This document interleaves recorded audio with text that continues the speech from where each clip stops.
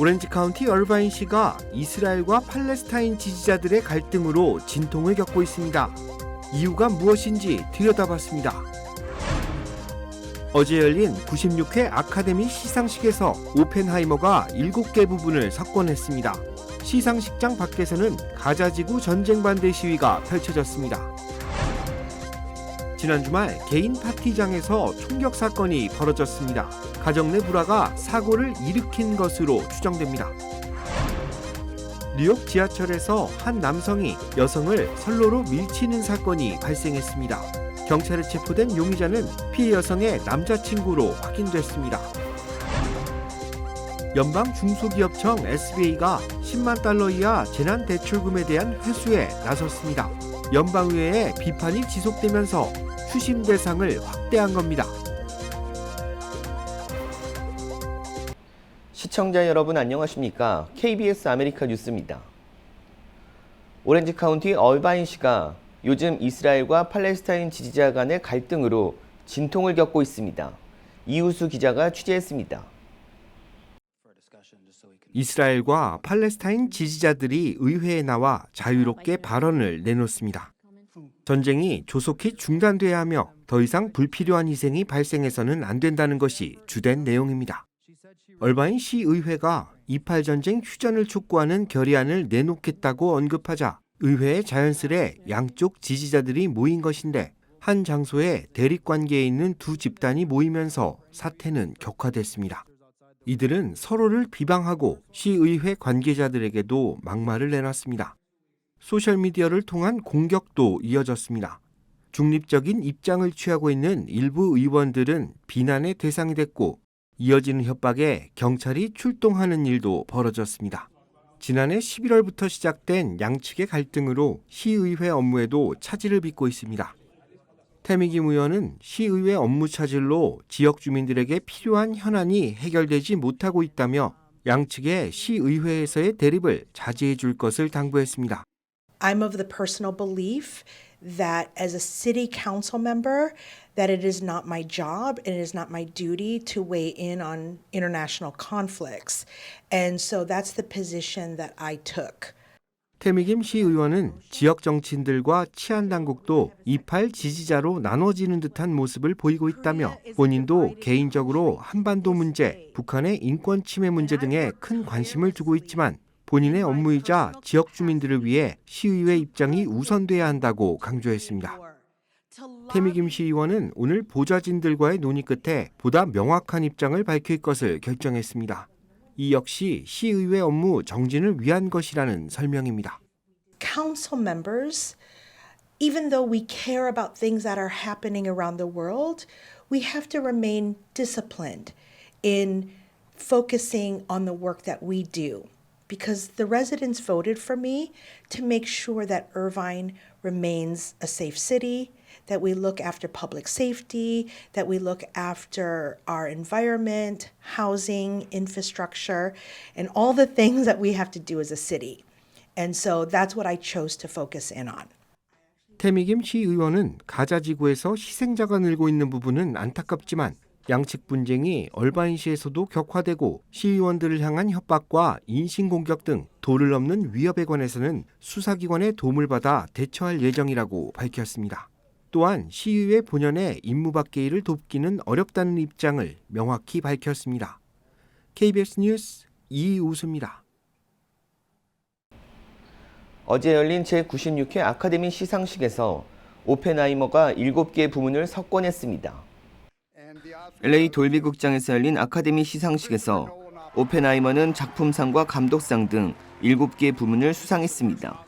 오스카 무관 서름을 벗은 크리스토퍼 놀란 감독은 이 작품의 가능성을 봐줘서 감사하고 감사할 사람이 너무 많다며 최고의 배우들과 함께했다라고 말했습니다.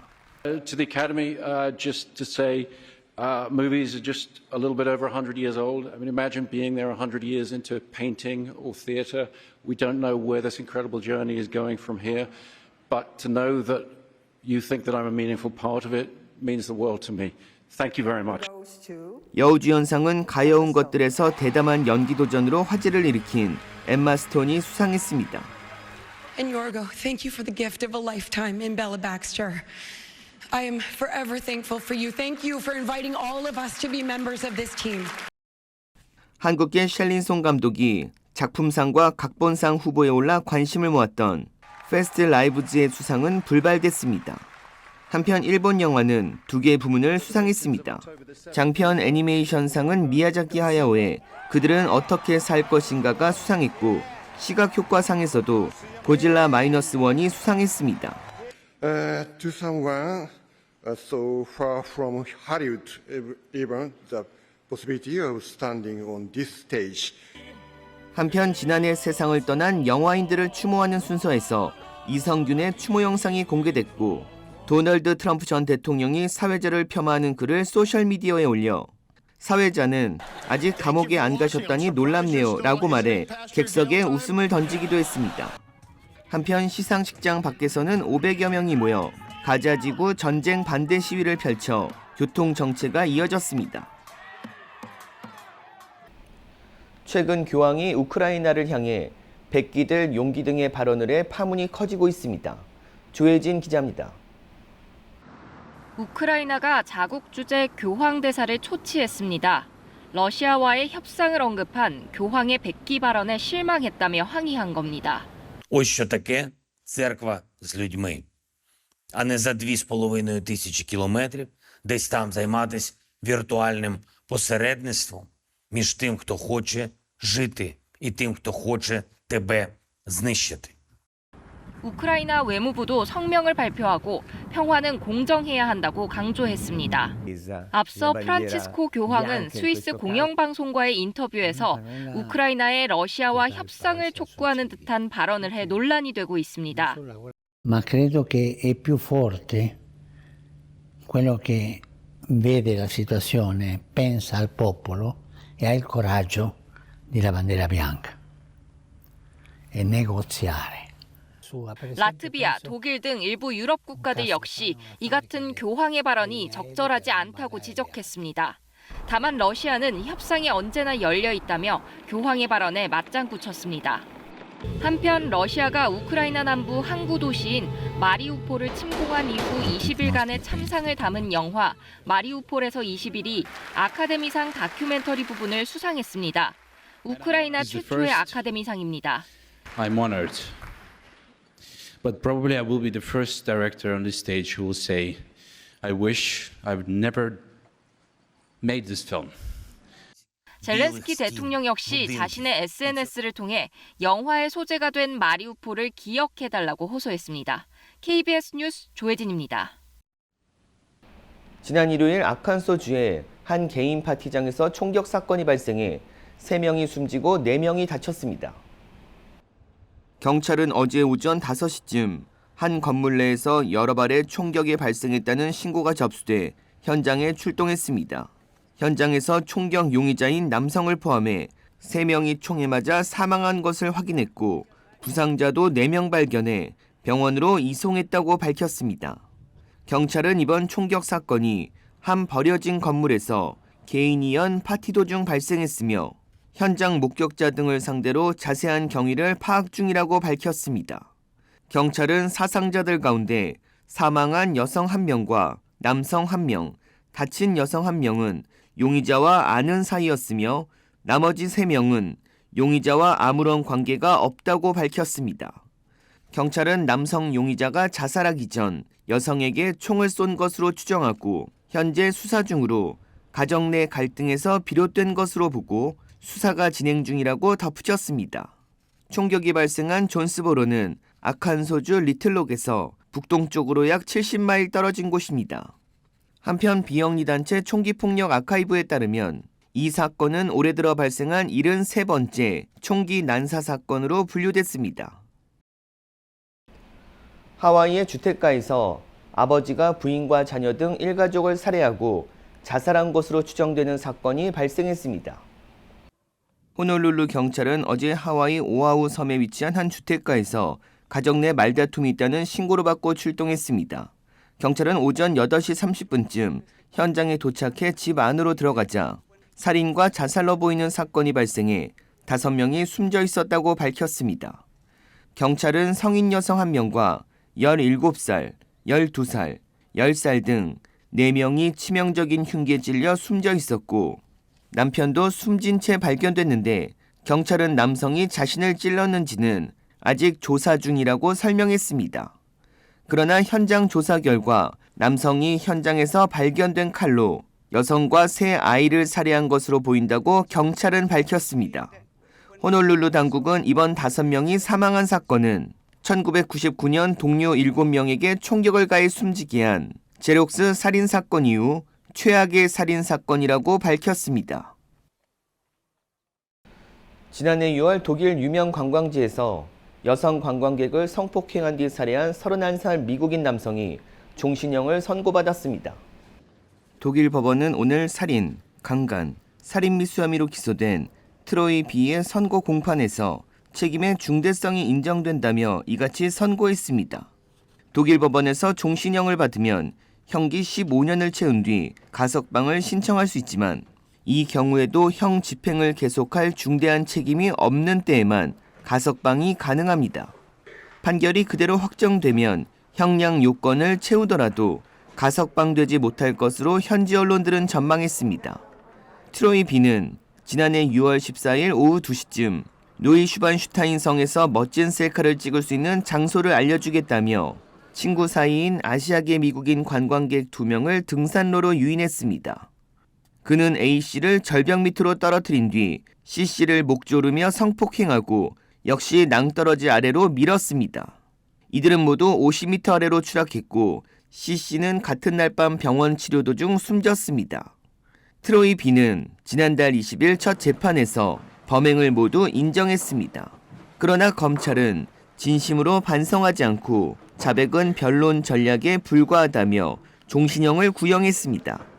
재판부는 피고인의 범행이 믿기 어려울 만큼 잔인했다며 오로지 최대한 빠르고 효과적으로 피해자를 제거하는 데만 관심을 가졌다고 판단했습니다.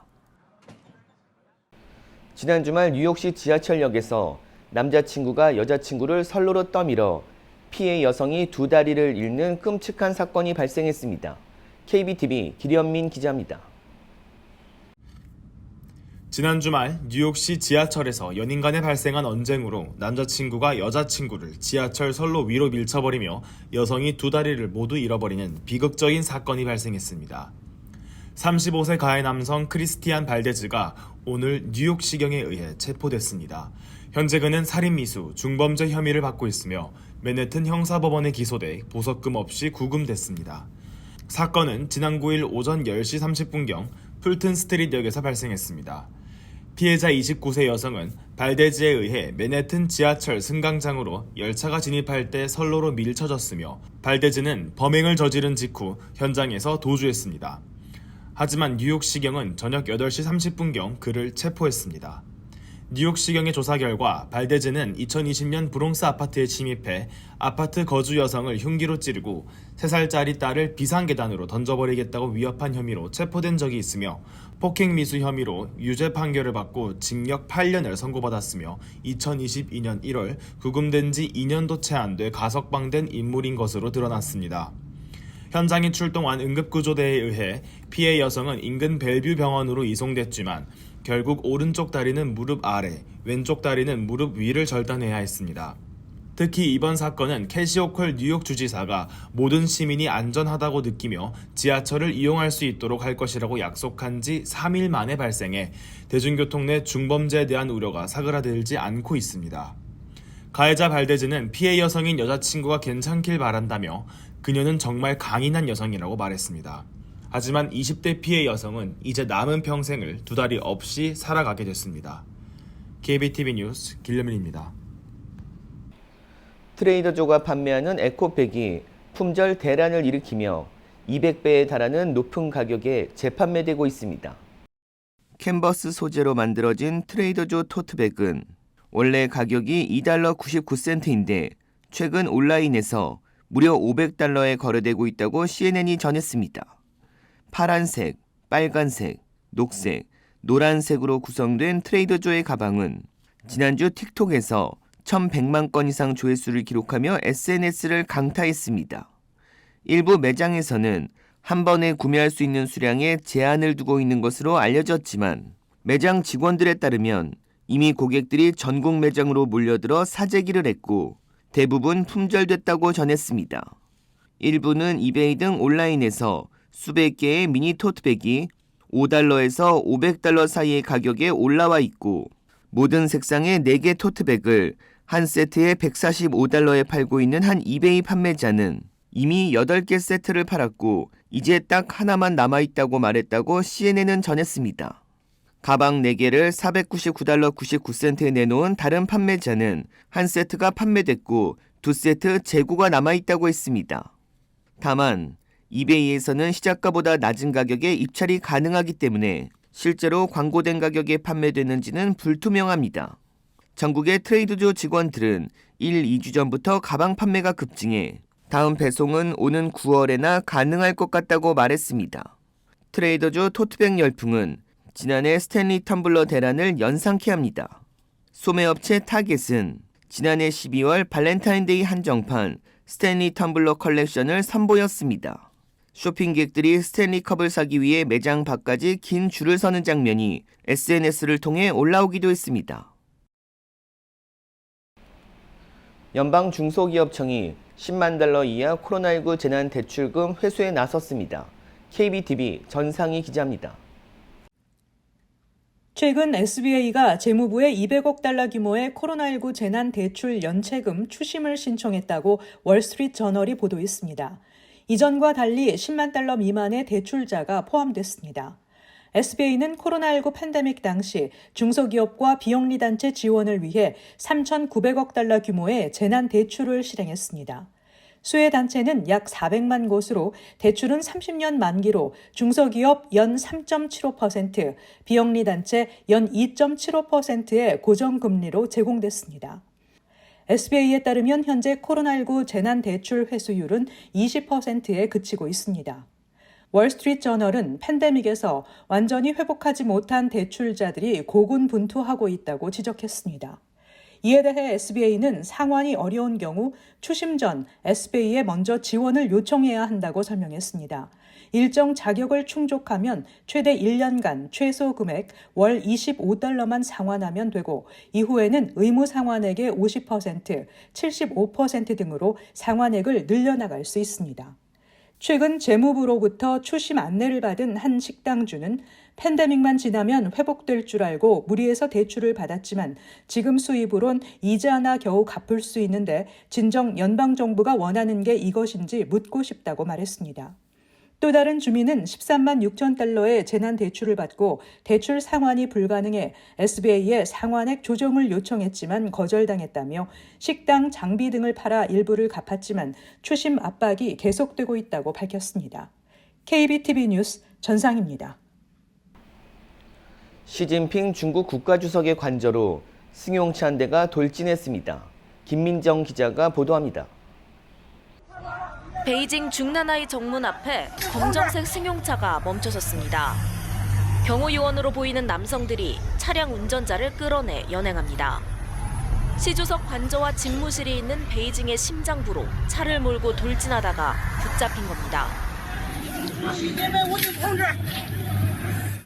이 영상은 양회 폐막을 하루 앞둔 지난 10일 한 X 계정에 올라온 뒤 급속도로 퍼져나갔습니다. 영상에서는 공산당을 비판하는 고함 소리도 들렸습니다. 영상 공개 이튿날 찾아간 중난하이 주변은 평소보다 경계가 한층 강화된 모습이었습니다. 시 주석은 어제 양회 폐막식에서 지난해와 달리 직접 연설에 나서지 않았지만 명실상부한 1인 지배체제를 완성했다는 평가를 받고 있습니다. 坚持以习近平新时代中国特色社会主义思想为指导，同心同德。 현 정부의 역할은 당의 결정을 이행하는 것이라고 못 박으며 총리의 권한을 약화시킨 국무원 조직법 개정안도 정식 통과됐습니다. 중국 매체들은 시 주석 관저 차량 돌진 사건에 대해서는 침묵하면서도 양회 폐막식 관련 기사는 잇따라 쏟아냈습니다.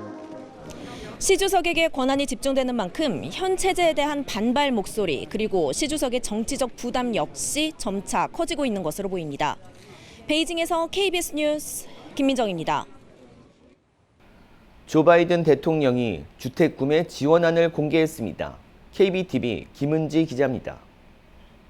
바이든 대통령은 지난 7일 국정연설에서 2개의 주택 구매 지원안을 공개했습니다.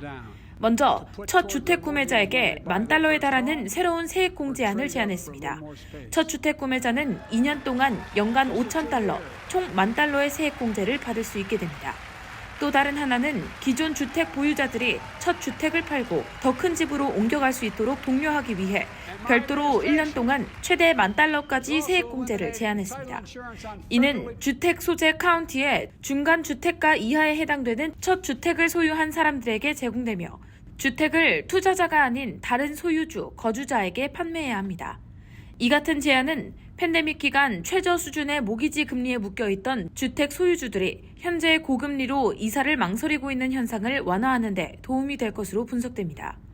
바이든 행정부 고위 관계자는 두 제안 모두 소득이 $200,000 미만인 중산층 가정으로 제한되며 영구적인 것이 아니라 2024년과 2025년에 주택을 구매하는 경우에 세액 공제가 제공될 것이라고 밝혔습니다. 백악관은 성명을 통해 첫 주택 구매자 세액 공제는 350만 중산층 가정이 첫 주택을 사는 데 도움이 될 수 있으며 중간 가격 주택에 대해 2년간 약 1.5%포인트의 세금 감면 혜택을 제공합니다. 주택 보유자 세액 공제는 약 300만 가구가 더 큰 주택을 사는 데 도움이 될 것이라고 밝혔습니다. 하지만 이 제안들은 오는 11월 선거를 앞두고 양당이 치열한 경쟁을 펼치고 있는 상황에서 의회가 세법 개정안을 통과시켜야 하기 때문에 실현 여부는 아직 불투명한 상황입니다. KBTV 뉴스 김은지입니다.